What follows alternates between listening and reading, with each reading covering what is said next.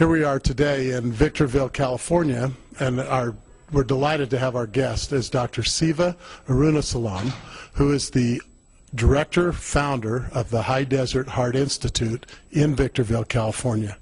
And Dr. Siva, we're so delighted to meet with you today. Would you just share with our audience your credentials as a cardiologist and your background and educational pedigree? I came to this country in 77 actually. I went to undergraduate in University of Nebraska, and then I did my MD PhD, started in Johns Hopkins, and then I transferred to Emory University in Atlanta, where I did my MD PhD program, and then I did my residency training and my fellowship at UCLA and Cedars-Sinai Medical Center. Cedars-Sinai, that's obviously extremely distinguished. Yes, it is. And based upon that, so you're board-certified cardiologist as well as internist, is that accurate? That's correct. I have board certification in internal medicine, cardiology, and interventional cardiology as well. What led you or motivated you to start your own clinic or institute primarily dealing with cardiovascular care of the kind of quality and substance we've seen at the High Desert Institute? In 1995, when I was finishing up my fellowship at Cedars, one of the local hospitals here was looking for an interventional cardiologist. So they came and invited me to set up a practice here, and I looked at the surrounding areas. There was a tremendous shortage for qualified cardiologists in the area, and that's how it began. So we started off as a single two-room office right across the street from the hospital. And then within the last 10 years, we have grown to 5 cardiologists in a 20,000 square foot facility. And what we have found is the chronicity of illness is getting worse. We are seeing less and less people with heart attacks, but we are seeing more and more people with chronic illness of congestive heart failure, patients who are having continuous symptoms of chest pain. Because we are saving those patients who used to have heart attacks, we're able to intervene and save them. But now we are ending up with problems where the heart muscle is weakened because of the damage that has been done. 20 years ago, those patients would not have lived, but with modern medication, we are able to keep them alive. And now we are reaching the next stage. The stage is we've already maximized the medical management. So what do we do next for our patients? Patients who are in their 80s, their brain is still functioning, they want to be active, but they are limited by their cardiac condition or their medical condition. And so we were looking for alternatives. In 1999, when I was sitting for my interventional boards, at that time I was reading a bunch of articles, and I came across articles on L-arginine. And I said, wait a minute, this is a drug that converts into nitric oxide, and that is the drug that we give as sublingual nitroglycerin that also converts into nitric oxide. What a novel idea, where you do not have so-called tachyphylaxis or tolerance to the drug, but now we can give this nutritional supplement in very high quantities and high frequency that will mimic nitroglycerin without all the side effects. And since 1999, we've been using L-arginine in our practice. It seems from my experience in the last couple of years that many cardiologists have not kept up with this kind of research. What is your response to why there seems to be a lack of cutting-edge information on the arginine therapy that's available among that of your profession? How many drug reps do you think comes to our office selling L-arginine? Nobody does, because it is a generic product. So all we hear from our literature is lowering cholesterol, use nitroglycerin. That's what we've been sold. And as a medical profession, to be convinced and to say, all right, you know, nutritional supplements can also play a role, sometimes we feel it is demeaning to us. But at the same token, look at how many years it took for us cardiologists and internists and family practitioners to be convinced that cholesterol lowering is good for you. It took 25 years because it took that long for us to be convinced. Most of us. Even now there is reluctance in how aggressive we need to be. So it's not unexpected. It is not unusual when a product like L-arginine, which nobody promotes, it is there in the literature, but nobody is taking the step. Unless there is money to be made, nobody's going to promote it. And now there is people taking the first step. to promoting a nutritional supplement that is going to be Now, beneficial. I understand that your specialty, or one of the things that you have contributed greatly to the field of medicine, is in the specialization in certain types of stents. Could you tell us a little bit about that? We do a lot of angioplasty. Last year alone, we did about 450 angioplasties in our practice. We do drug-eluting stents. We do bare metal stents. What are drug-eluting stents? Stents that we put in to open up the arteries have medication that prevent the arteries from collapsing. We don't mean by physical collapsing. We mean by whenever we injure something, scar tissue forms, and that is the same thing within the artery itself. When we go open it up with a balloon, scar tissue, it is a scarring. It's an injury that we are creating, and the body reacts to that injury by forming smooth muscle cells. It starts to proliferate. The newer stents have drugs in them that prevent that proliferation from taking place. When you started putting the patients on your study with the ProArginine Plus, what kinds of results did you anticipate, and what ended up happening after the 90 and 180 days that gave you such an astonishing report? We actually expected everything to happen. That's one of the reasons why we did not have a dose curve. That means, you know, in 1999 when I started using L-arginine, I was just using it whatever I pleased, the dosing we wanted to give. We did not give high enough doses. I knew what L-arginine will do. We knew it will lower the blood pressure. We knew what lower blood pressure means to our kidney function, to our heart function.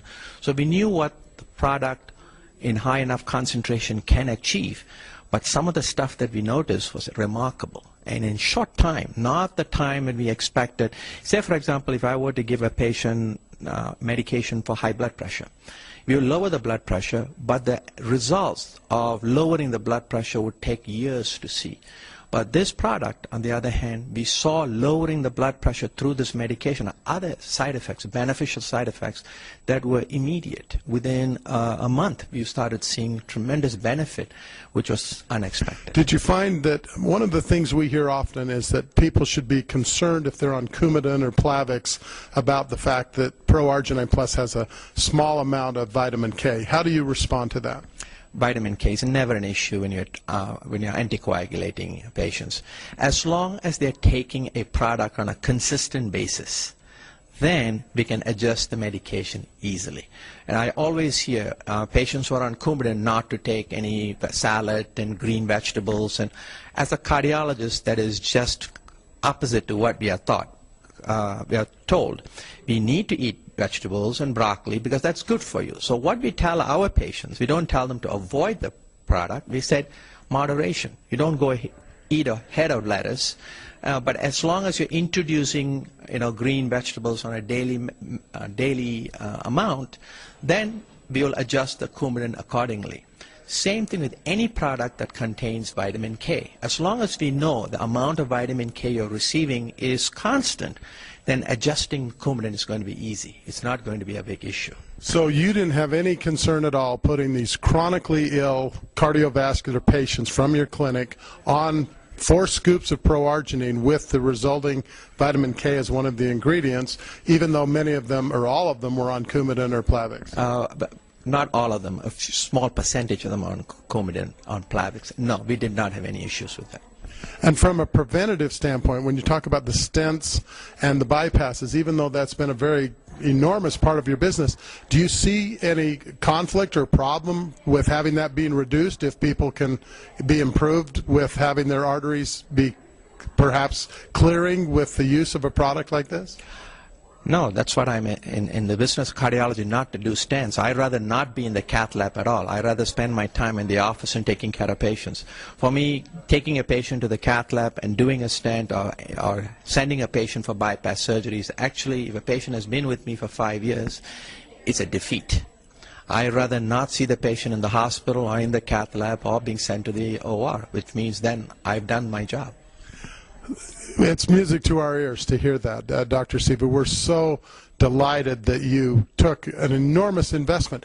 Would you mind me asking, Synergy Worldwide did not come and induce you in any way financially to do this kind of a study. Didn't you take the initiative and essentially fund the study outside of the product for this? Yeah, the only thing Synergy provided for the study was the product itself. Everything else we did it on our own. In terms of all the testing we did, what we wanted to do with the patients in terms of 6-minute walk test, the laboratory testing that we did, all the stress tests and the echocardiograms that we did, all that was done on our behalf, not on Synergy's behalf. Nobody compensated for it. And that would have been hundreds of thousands of dollars worth of testing that you invested as a clinic to try to find answers that would help your future patients and your current patients. That is correct. Well, we admire that greatly, and we can't tell you how much we appreciate your foresight, your vision, and your commitment to wellness. Do you feel like this type of a breakthrough in this research and the testing that you've done, what can it do for the health care situation in our country? It will greatly improve in the sense that we should not stop here. As an institute, we should not stop at just doing what we did. We need to take it to the next level. And we are planning the next series of studies that we want to do to see what we can do to our patients, for our patients, not just stop where we are. It's a first step, but a lot more we can do to actually promote this kind of nutritional supplements that will benefit our patients in the long run. We do not want to bring the patient in another 3 years and do another stent, or bring a patient in for another 6 months and do another stent. Remember, stenting does not prevent heart attacks. It only improves symptoms. My job is to prevent a heart attack. We want to prevent another procedure. So we will do what we need to do to fix the artery at that time, then be aggressive in risk reduction, and that's where Proageny. What about pulmonary hypertension? Did you see any improvement in the study on that? We have a large population of pulmonary hypertension patients, and that is one of those benefits of using Proageny. That's exciting because it sounds like a lot of people went from oxygen, using oxygen almost 24/7, to not needing that. Is that something that surprised you? If it is truly pulmonary hypertension, and if we were to measure the pulmonary pressures pre and post treatment, and they had significant improvement, then it was not surprising to see them no longer requiring oxygen. Lastly, sometimes that people ask me, what impact does the dilation and the clearing of the capillaries and arteries have to do with renal failure or even other organ disease outside of the heart or cardiovascular disease? What kind of an observation do you think you can judge from your experience now over the last 6 months? Think about it. Everything depends on blood flow. Blood flow governs whether you have a stroke or you don't have a stroke, whether you have normal liver function or not, whether you have normal kidney function or not. So as long as we improve blood flow, then all these organ systems will be healthier. So as we grow older, as the arteries become harder, they become less compliant. These are the reasons why kidney functions fail. If you look at a person who's 70 years old, their kidney function is half what it was when they were 30 years old. Why? It's because of cellular death contributed to a certain extent by lack of or inadequate blood flow. So if you're improving blood flow, then you're improving survival of this tissue. Did you find that neuropathy was one of the first things that seemed to be an improvement among the people that were in the study? Not so much as neuropathy in terms of symptoms of pain, but in terms of improving their circulation. Remember, part of the reason why the legs develop neuropathy and neuropathic symptoms is because of lack of circulation. Peripheral vascular disease is one of those things that is very prevalent in our population, especially in our diabetic population, and goes along with it comes neuropathy because of lack of circulation, which is contributing. It's not all of it, but it contributes. So if you're improving microvascular circulation, then you're going to improve symptoms of neuropathy. You've heard from Dr. Siva Arunasalam, and we're so grateful for his investment of time and energy and resources and that of his staff